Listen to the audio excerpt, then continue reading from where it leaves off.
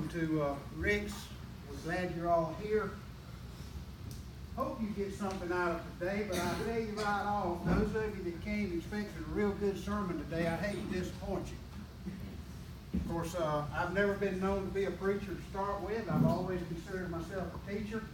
So you might learn something before you leave here today. Or if you know it already, you will be reminded of it. I found out a good review never hurts me at all. My scripture today is coming from Luke chapter 6, verses 12 through 13, and then I'm going to skip over 17 through 26. And this is where my lesson is going to start right now. I'm skipping for a couple of reasons. Number one, you're going to hear when I go to talking about this that it sounds like I'm talking out of Matthew, not Luke. Well, there's a reason for that, and those of you that have been in Bible studies before, you know that the first three Gospels, Matthew, Mark, and Luke, are kind of grouped as one group, and then John comes off as something totally different. The first three are basically talking about Jesus and what he did. The first of the Gospels that was written was which one? What was the first Gospel? Mark. Mark was first. Mark was written first, and Mark, he come in and tried to get as much as he could, as quick as he could. Those of you that remember James Sapp, he always said Mark was what? He said it was the Reader's Digest condensed version of the Gospels. It was quick, it was tight, it was let's get it and go. Now after he got his written, and he was basically trying to say, this is what Jesus did in his time here. After he got his written, along comes Matthew. He was number 2. Matthew, though, came from a different approach. His approach was to prove that Jesus was actually the Messiah.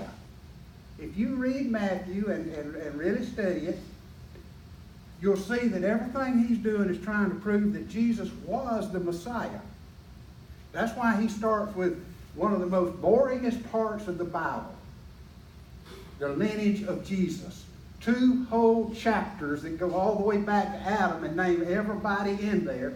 Must be, I don't know, a good Bible scholar could tell you how many names are there in it, preacher? You remember in the lineage of Jesus? I can't remember. There's a bunch of them though, anyhow. 14 times. 42, okay. Then along comes Luke. Now Matthew and Mark were contemporaries according to Bible scholars. This is not according to Moye now. This is according to the scholars that I've read. Matthew and Mark were contemporaries of Jesus, with Jesus. In fact, Matthew was probably an apostle. Mark, possibly. They're not real sure. Or I'm not sure. Of course, I'm not sure of a whole lot if I don't read it, and then I don't know for sure if the author is correct or not. But they were contemporaries. Luke come along, he was a Johnny-come-lately. He did not know Jesus personally. He never heard Jesus speak. So what did he have to rely on to write? And he actually was commissioned. This is again what they say. He was commissioned to write a biography of Jesus. Not necessarily trying to prove anything. Theophilus wanted to know who was this man Jesus and what did he did, and that's what Luke is doing. If you read the first chapter of Acts, he introduces himself and he introduces Theophilus. So this gets you up to where we are. But Luke not only used the books of Mark and Matthew, he interviewed people who were with Jesus. He knew all of the apostles. He actually traveled with Paul. He wrote Paul's story. In fact, some speculate that he wrote his books while with Paul in Rome towards the end of Paul's ministry. And possibly even after, he finished Acts after Paul was gone. But this kind of brings you up to where I wanted you to understand some of what I'm going to be talking about today. So with that, let's see if I can get this electronic gizmo here to work. Sometimes I am electronically challenged. I'm going to read from, like I said, from Luke chapter 6, beginning with verse 12 and 13. In these days he went out to the mountain to pray, and all night he continued in prayer to God. And when the day came, he called his disciples and chose from them 12 who he named apostles. Now skip over to 17. And he came down with them and stood on a level place with a great crowd of his disciples and a great multitude of people from all Judea and Jerusalem and the seacoast of Tyre and Sidon, who came to hear him and to be healed of their diseases. And those who were troubled with unclean spirits were cured. And all the crowd sought to touch him, for power came out from him and healed them all. And he lifted up his eyes to his disciples and said, Blessed are you who are poor, for yours is the kingdom of God. Blessed are you who are hungry, now, for you shall be satisfied. Blessed are you who weep now, for you shall laugh. Blessed are you when people hate you, and when they exclude you, and revile you, and spurn your name as evil on account of the Son of Man. Rejoice in that day, and leap for joy, for behold, your reward is great in heaven, for so their fathers did to the prophets. But woe to you who are rich, for you have received your consolation. Woe to you who are full now, for you shall be hungry. Woe to you who laugh now, for you shall mourn and weep. Woe to you when all people speak well of you, for so their fathers did to the false prophets.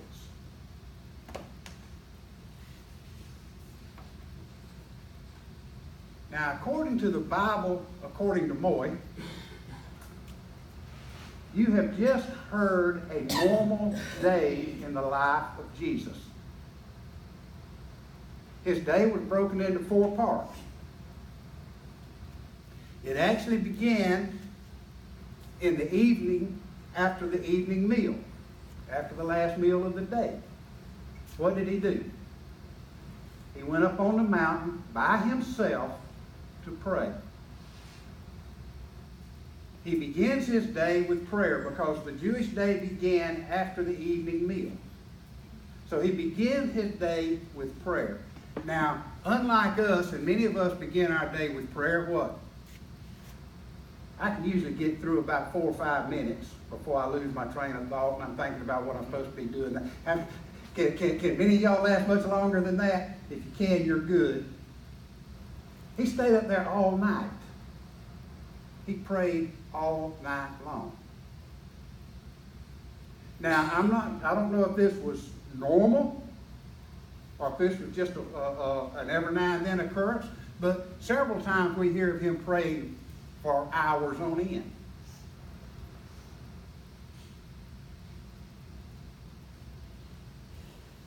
Talking to God, asking God what he wanted him to do. When he got through with that, he came back down the mountain, and the second part of his day started. He came in and he joined with his disciples. Now, there's a difference between disciples and apostles, and I left that part out purposely because I got tired of reading. I figured y'all would get tired of listening to me read. But there are many, many disciples. In fact, if you want to, we are disciples of Jesus, aren't we? Friends of his who follows him. But there were only 12 apostles. And if you want to go back and Luke 14 and 15 and 16 names them. Of course, if you read it in Matthew, he names them, and Mark names them, and they've got different names. Now, John and Peter and some of them all stayed the same, but some of the lesser known apostles, they kind of changed the name around. But there were only 12 apostles, and they were the inner circle. But what did he do? He came back down from the mountain and he joined them and he had fellowship with them. He enjoyed being with them. In fact, he ate breakfast with them.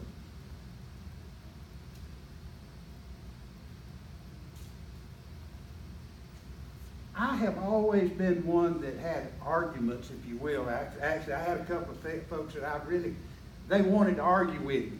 You've got to be in church to be a Christian. I tell them no. I know some people who are very good Christians, have over my life, and they never set foot in a church.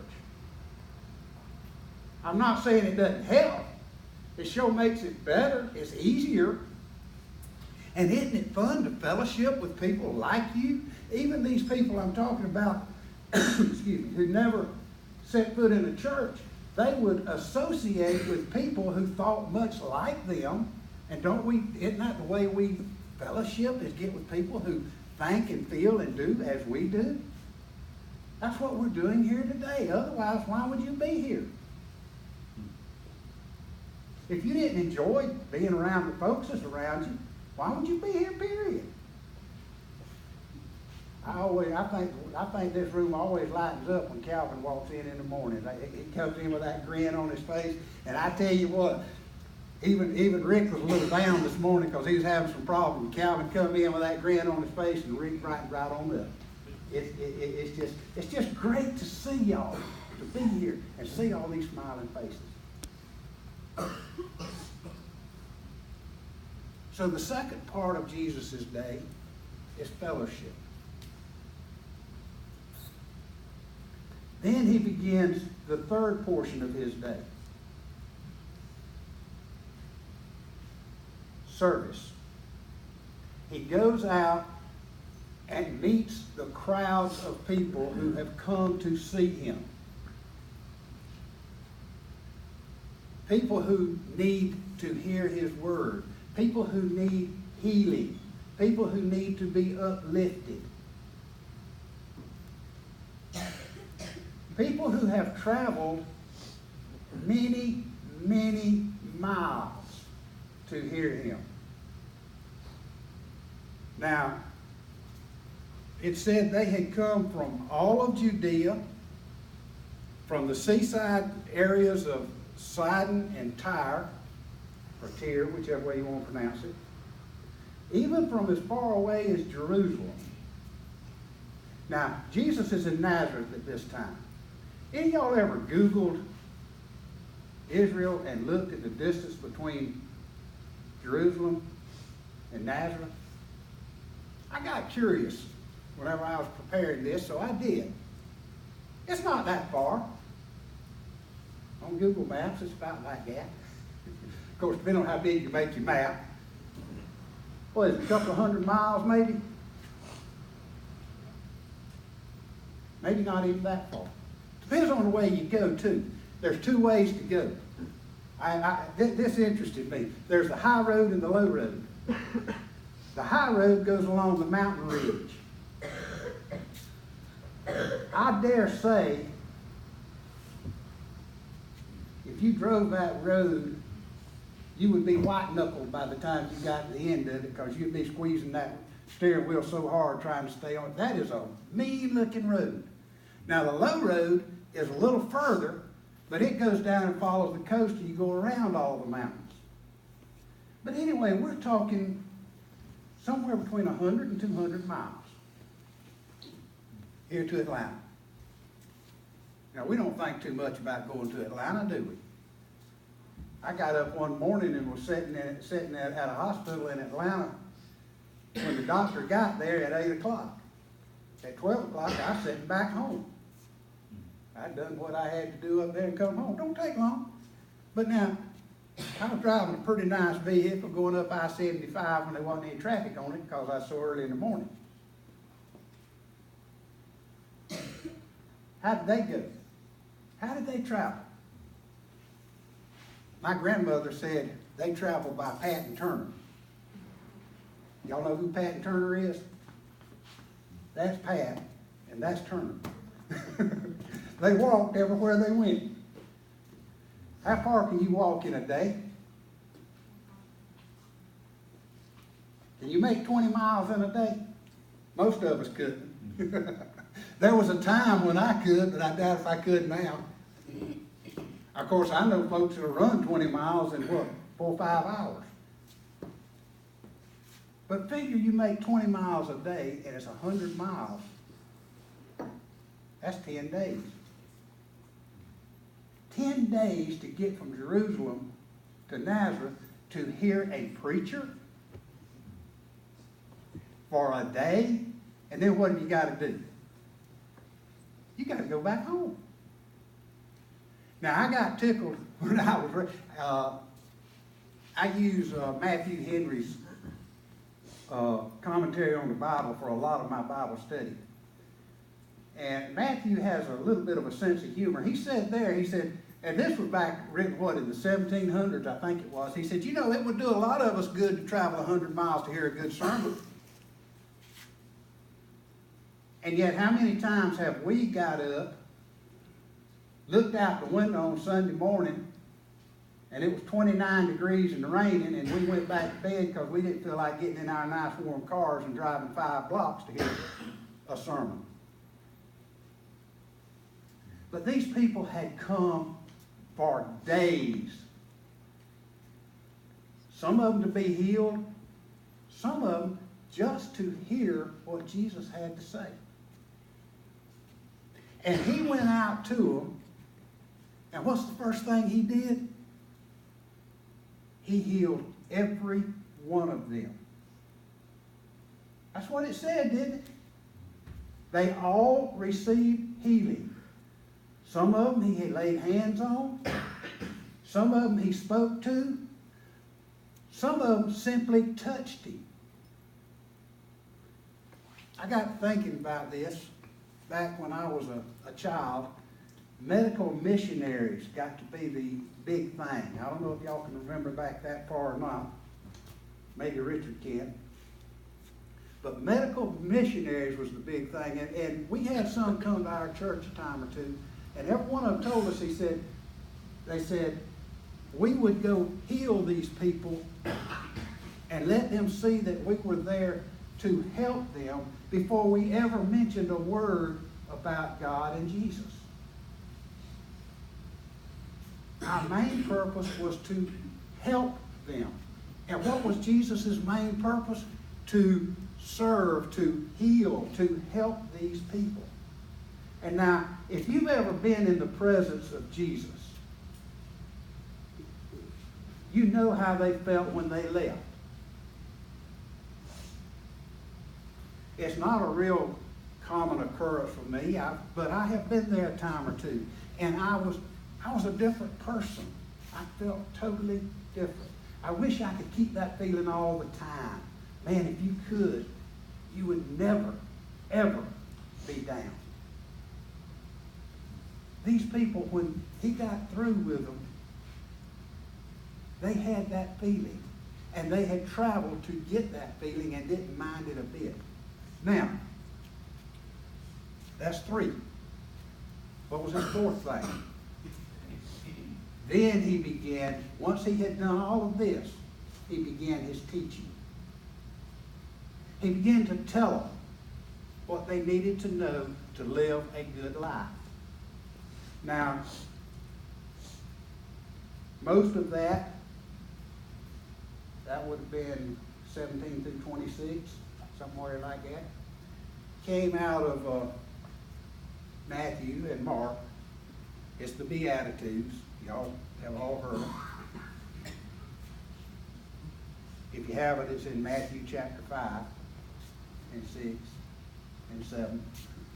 Pretty long Sermon on the Mount. But he said, blessed are you poor. Blessed are you weak. Blessed are you suffering. Blessed are you hungry. For all of your needs will be fulfilled. If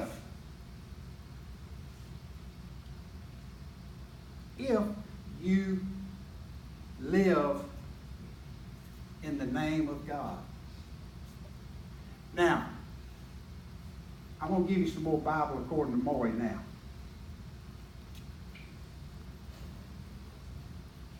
I don't believe that just because you're hungry and poor and suffering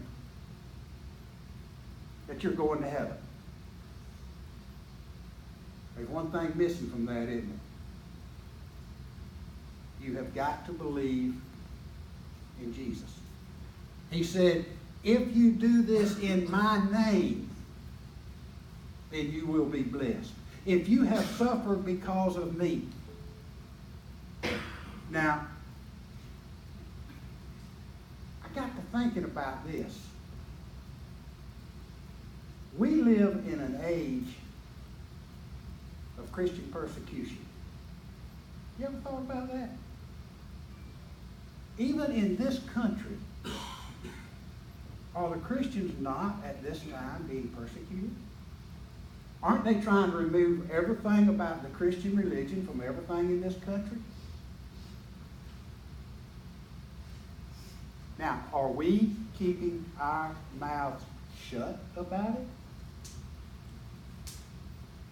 If we are, what are we doing? We're doing the same thing that he said your forefathers did to the prophets.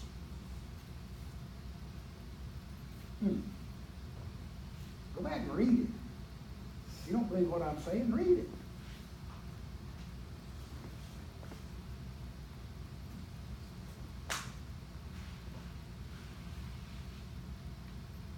Now, Matthew Henry tickled me here too. He had, like I said, he had a good sense of humor. He said, these were the blessings and the woes. Now, we talked about the blessings real quick. Let's talk about the woes just a second. He said, woe unto you who are rich. Woe unto you whose belly is full. Woe unto you who does things for the benefit of hearing man praise you for it. Now, I'm going to say this right now, and again, the Bible according to Moye, just because you've got a bunch of money, just because you ate a good breakfast or will eat a good breakfast in a few minutes, and your belly's full, and just because you're having fun, don't mean you're going to hell. It's not the fact that we have money, because all of us, when you get down to it, everybody in this room is rich. You say, well, you ought to see my checking account, boy, if you think I'm rich. I look at mine every now and then. It scares me to death. But when I look at the people who don't have what I have, I'm poor because I spend my money.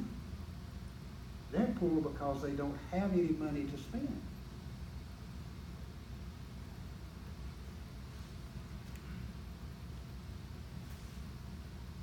What do you do with your money? And the big question is why?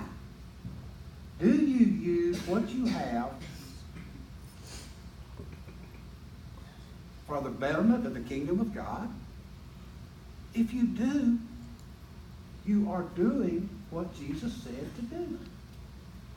But if you're doing it and then sticking your name with it, most of y'all are, I hear y'all get together and y'all go to talking football and basketball. What did your favorite team did? Well, I never have been a stick and ball sports fan. But I can always build an engine as good as a lot of y'all can hit a golf ball or throw a football or run around the bases on a baseball field. My heroes have always been the guys that built these high-performance engines.